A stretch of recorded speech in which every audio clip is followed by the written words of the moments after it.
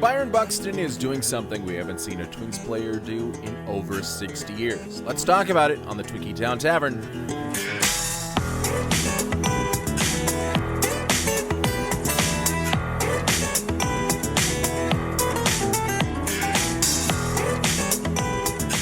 Hello and welcome to the Twinkie Town Tavern, where the beer is cold, the Twins talk is hot, and the stools are always open. I'm your host, Josh Kolojeski, inviting you to grab a drink, pull up a chair, and let's talk about the Twins opening their series against the Texas Rangers with a 4-2 win. Here's how it happened.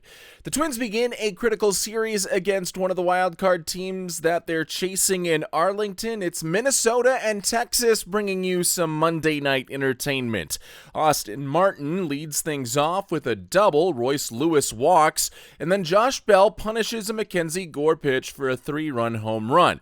Twins race out to a 3-0 lead. Mike Paredes puts together a great first 2 scoreless innings, but he does hit a speed bump in the third.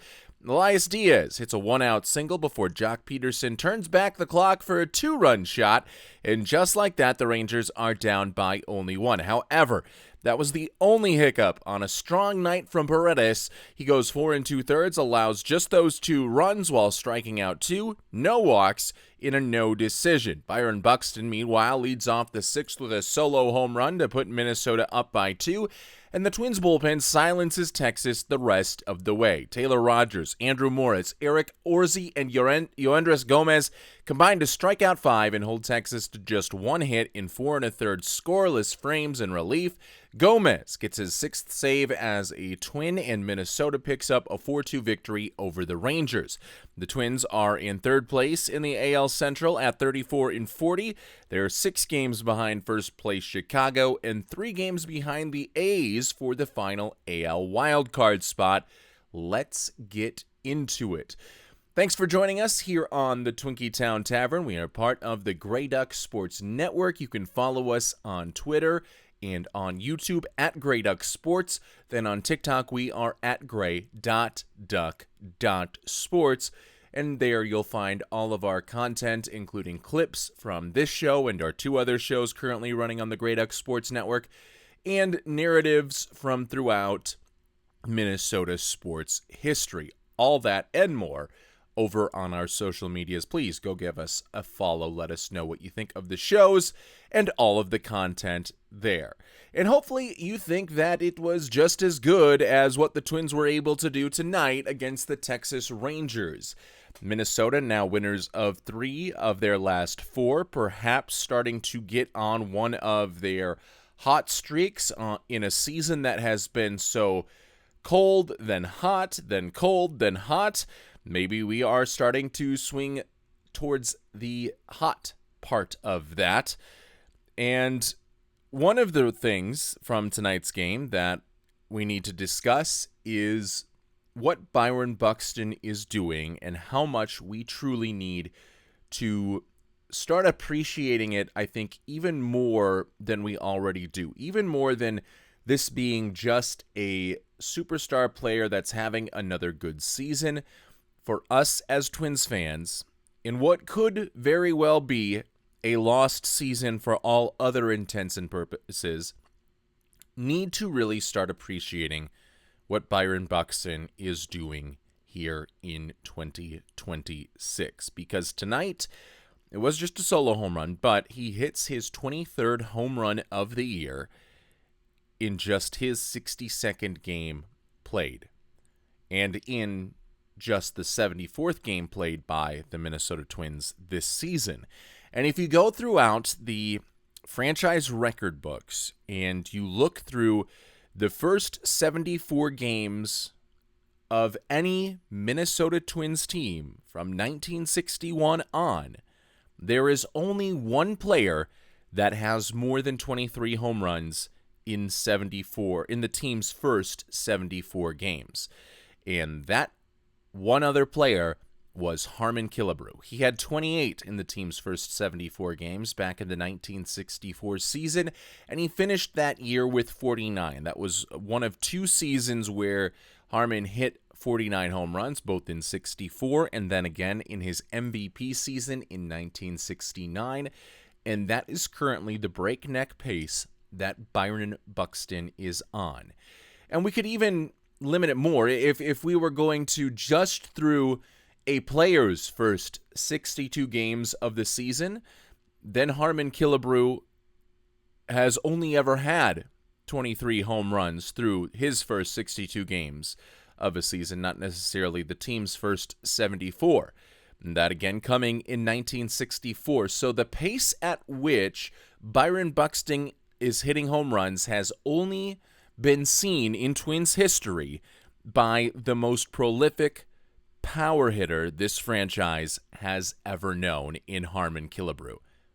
And I'm not sure we are fully appreciating that here in 2026.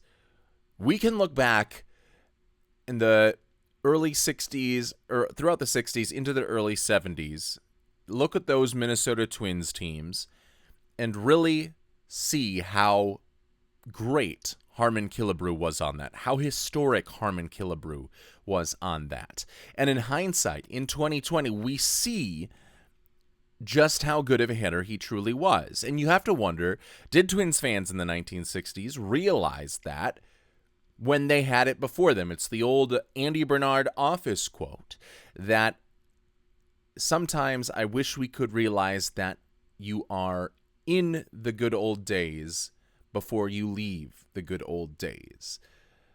And I wonder if in the 1960s they looked at Harmon Killebrew in a similar manner that we see Byron Buxton.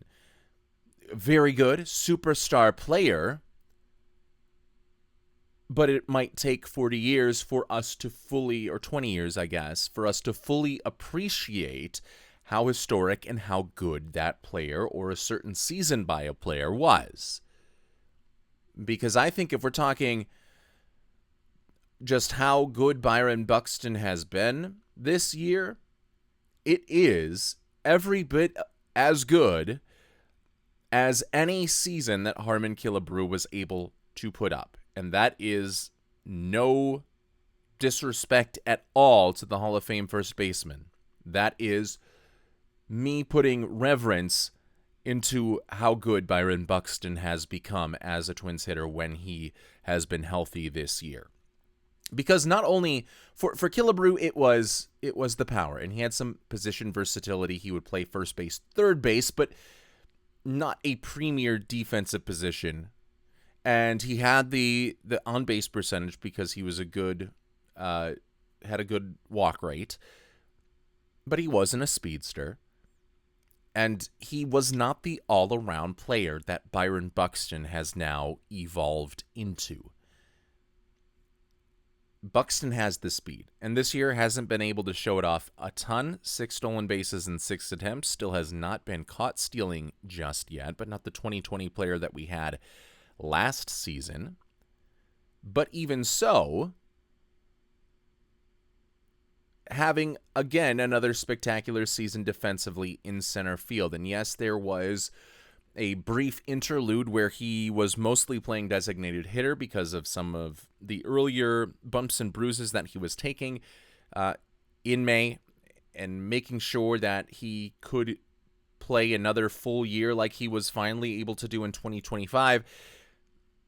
And we're seeing Harmon Killebrew-like power from a guy with Carlos Gomez-like speed and Torrey Hunter-like defensive abilities. You are putting together 3 of the most elite traits in Minnesota Twins history and rolling them in to this one man in Byron Buxton.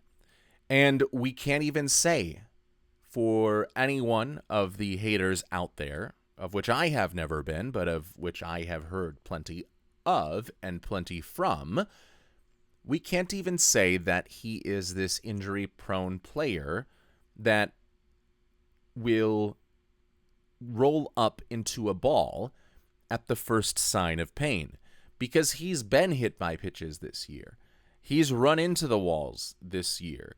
He has his bumps and bruises throughout the 2026 season, but in all of that, has only missed 12 of Minnesota's 74 games this season. He has been spectacular throughout. He has made it a point to get into the lineup on a nightly basis whenever possible, and he no longer is missing a exorbitant amount of games with injuries that we would deem as less than deserving of that exorbitant number of games missed, like I think we saw because of the perennial knee issues that plagued him from 2021 until 2023, 2024. So I would just encourage all of us to really take a step back, and every time Byron Buxton digs into the box, enjoy it. Watch it. Salvage every pitch, every moment of it, knowing that it is fleeting, knowing that Buxton, I don't think it is likely, but it is far from impossible, knowing that he could be on the move at the trade deadline, knowing that his contract does not have a ton of time left, even if he is not moved at the trade deadline. And with the way that he is hitting and performing now, we would not get the super injury discount that we got at the end of the 2021 Major League season.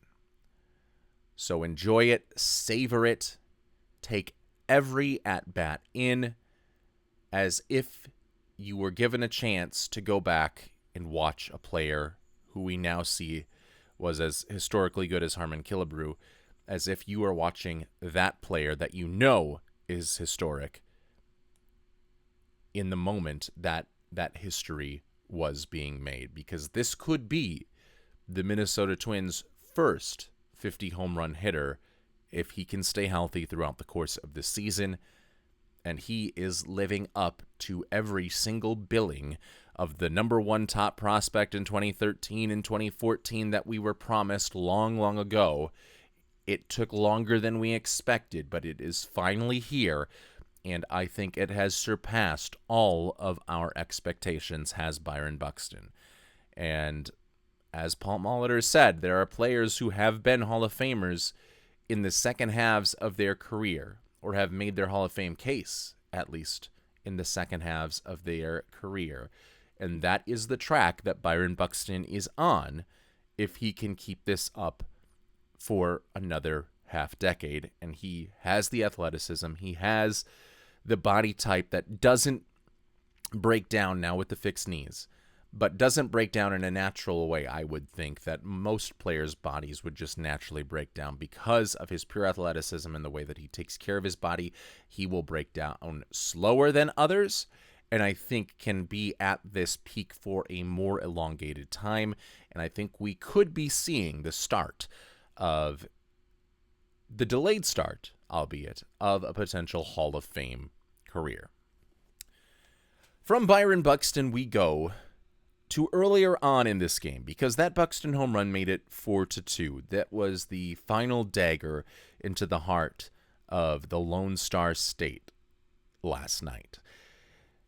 The original dagger was in the first inning where they were able to ambush Mackenzie Gore, who had a great game against Minnesota, despite giving up 4 earned runs, 10 strikeouts, only the 4 hits, and was really locked in throughout the most part of this game. And even with the mistakes that he made or the hard hits that he gave up in the first inning, those were not necessarily bad pitches. Now, the cutter that he left up to Byron Buxton absolutely was a bad pitch that Buxton made him pay for. But if we rewind to the first inning of this 4-2 Minnesota Twins win, Austin Martin quickly goes down 0-2. And Austin Martin, who has certainly, to say the least, been in a major rut since becoming the full-time right fielder with Matt Wallner's call down, he is able, to his credit, to get a curveball that is coming in down and in on him and just gets the bat head out in front. It is, for the most part, down in the zone. Maybe you'd like it a little bit more beneath the zone on that 0-2 pitch. bury it a little bit deeper to try and get the force the swing and miss by Martin.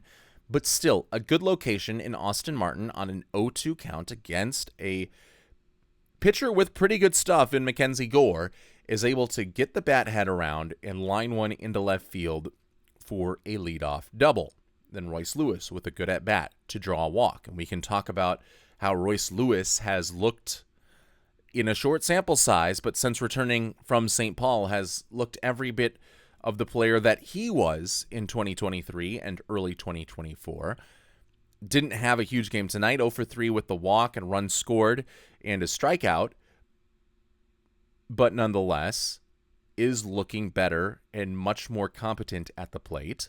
So he walks, you've got 2 runners on, and Josh Bell digs in, and Josh Bell gets a very similar pitch. It might have been in the exact same spot with the exact same arc as the one that Mackenzie Gore threw to Austin Martin. Because once again, Josh Bell drops the bat head. He, however, has a little bit more power.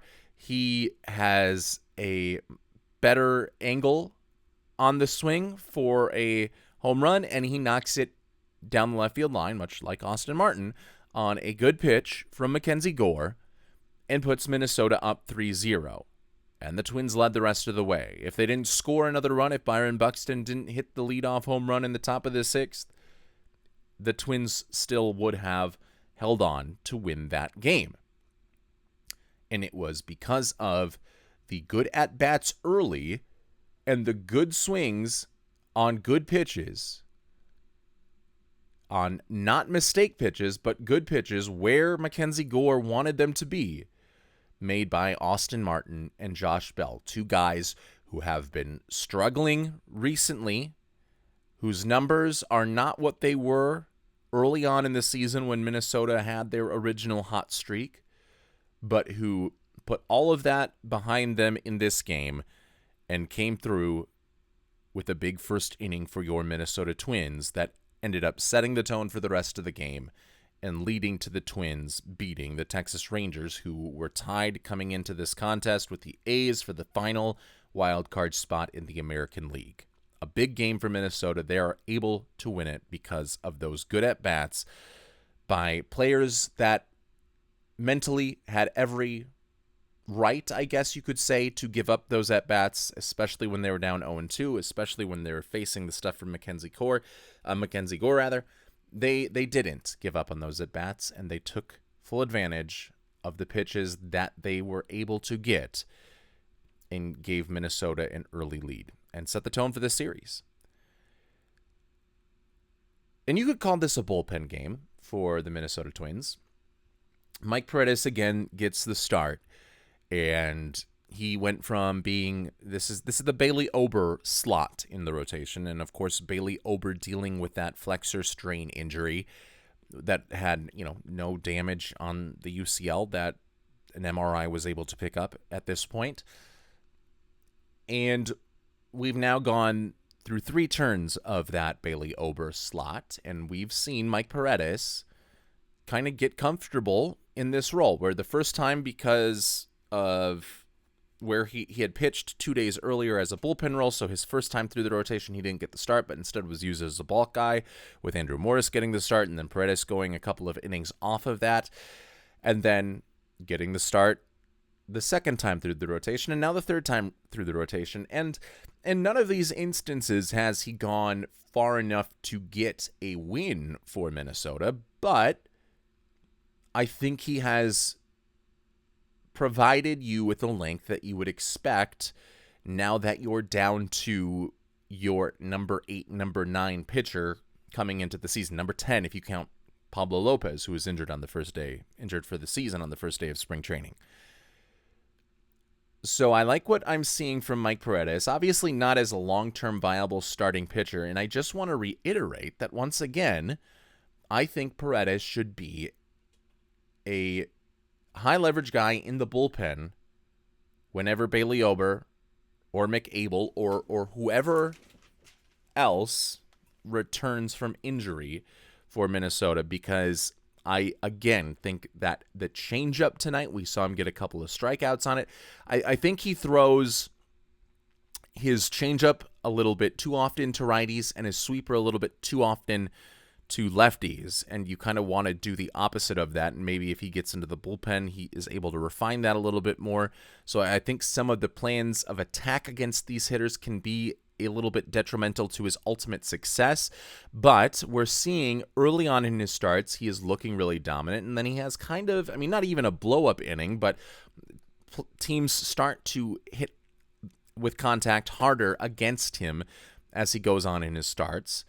But if he becomes a higher leverage reliever in a bullpen that, again, has steadily improved throughout the season, but still isn't by any stretch of the imagination a good bullpen just yet, I think adding Paredes to that continues to climb that ladder towards decent bullpen that you would need. And now all of that, is contingent upon Bailey Ober getting back and McAble getting back, and then meanwhile none of the other current starters in the Twins rotation getting injured or playing poorly to the point of needing to be demoted or brought out of the rotation.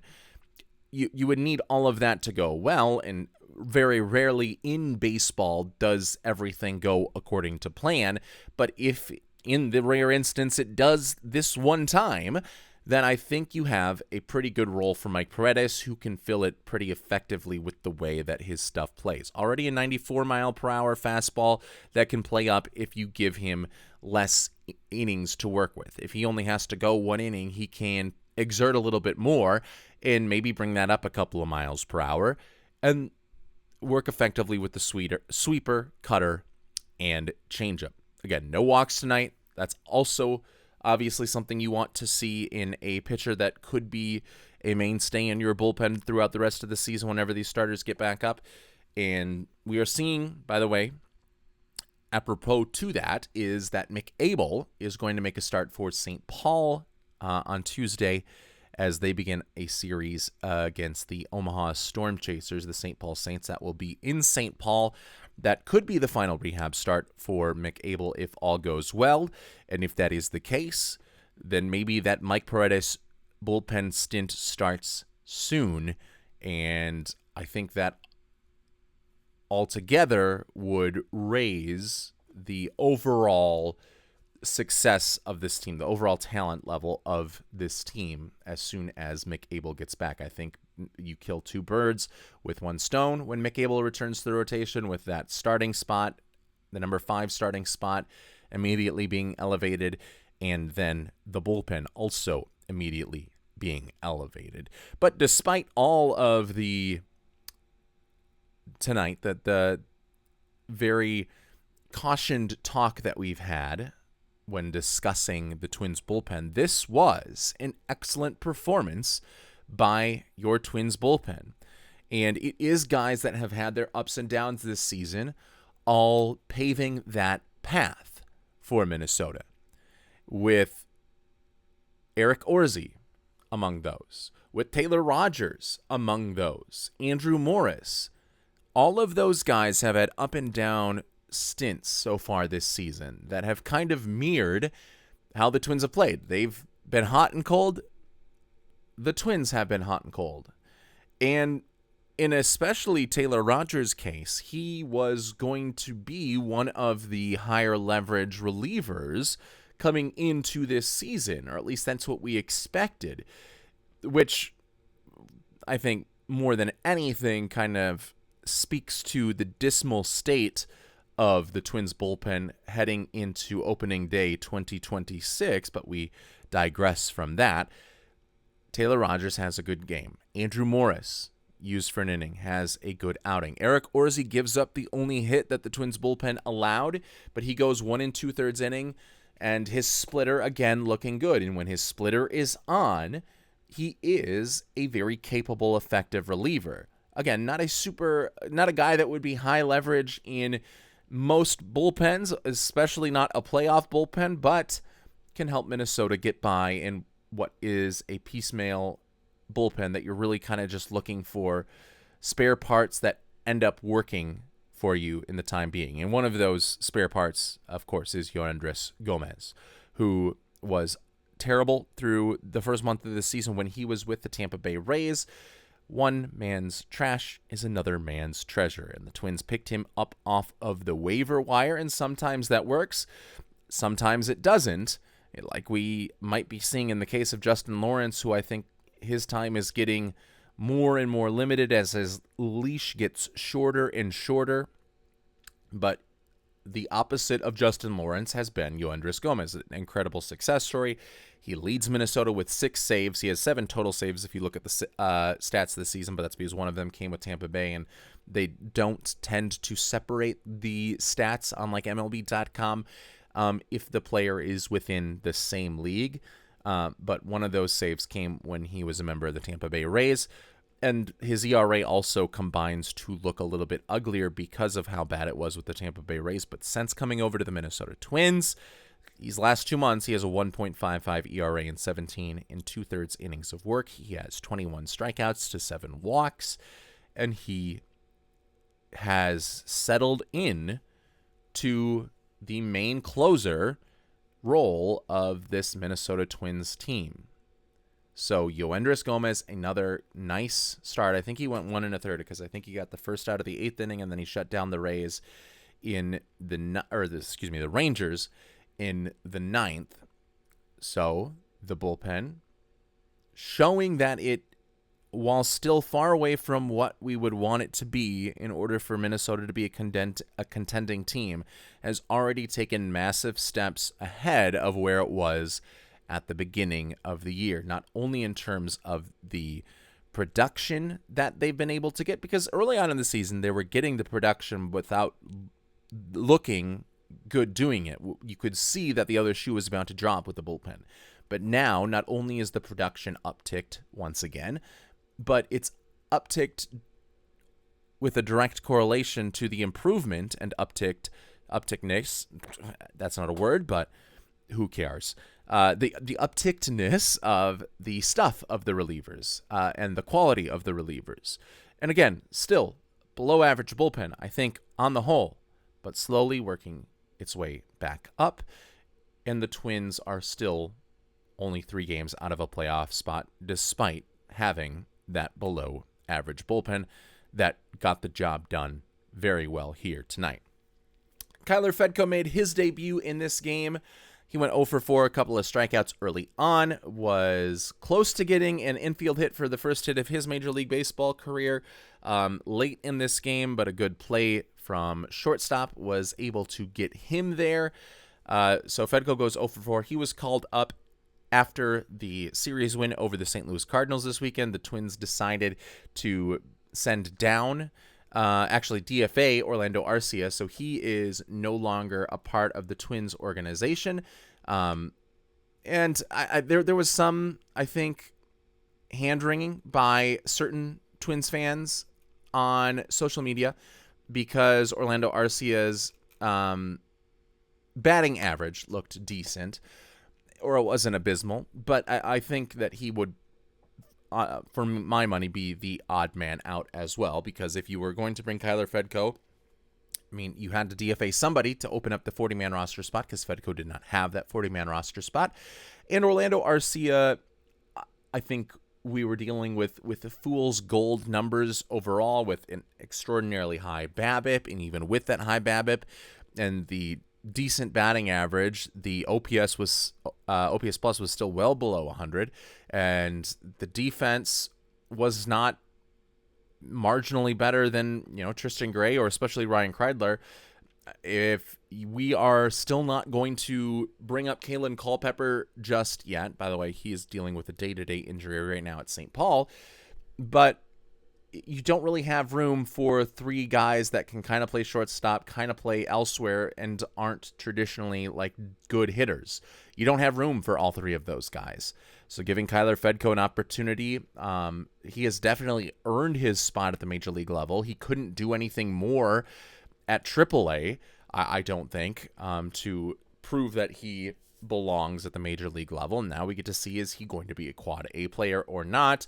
I think Orlando Arcia, we got what we could and maximized, I think, any sort of value that he was going to have for this team this season, and then cut ties at what I would say is the exact right time. So good on the Minnesota Twins right there.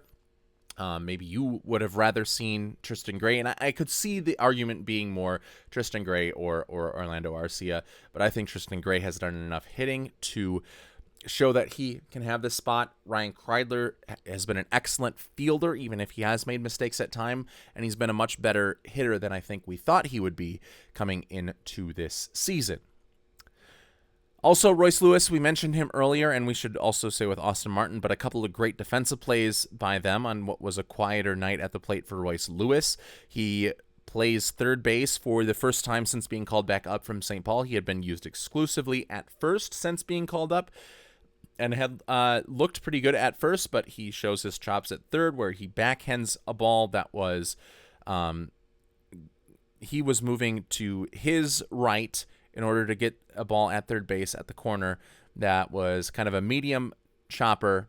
He gets it and then has to throw off balance, makes a strong throw, contorts his body excellently, and then Cody Clemens also makes a nice play to scoop it over at first at an awkward angle in order to get that out. So good on Royce right there. And then Austin Martin had a diving catch to begin the top of the fourth, where if that falls, maybe the inning and the whole game goes a little bit differently, with Texas having some of the momentum already from their 2-run third inning. They go into the bottom of the fourth and, can build on a leadoff single there, but Austin Martin takes that away, and it's a risky move because if he doesn't get there, like Trevor Plouffe said during the broadcast, who knows where he ends up, but Austin Martin able to get there, makes the aggressive play, and is able to pay it off defensively, so some improvements on the defense we see in this game. Then finally, the All-Star ballots were released, or not the All-Star ballots, but the first wave of results from the All-Star ballot so far, and kind of where you expect Twins players to fall on this list. I think Ryan Jeffers, he is in 5th place right now, and I think that's probably about where I would put him given the injury. I think if he wasn't injured and continued to play at the level that he was playing prior to the injury, I would put him, I would say it would be a travesty if he wasn't at least number 3.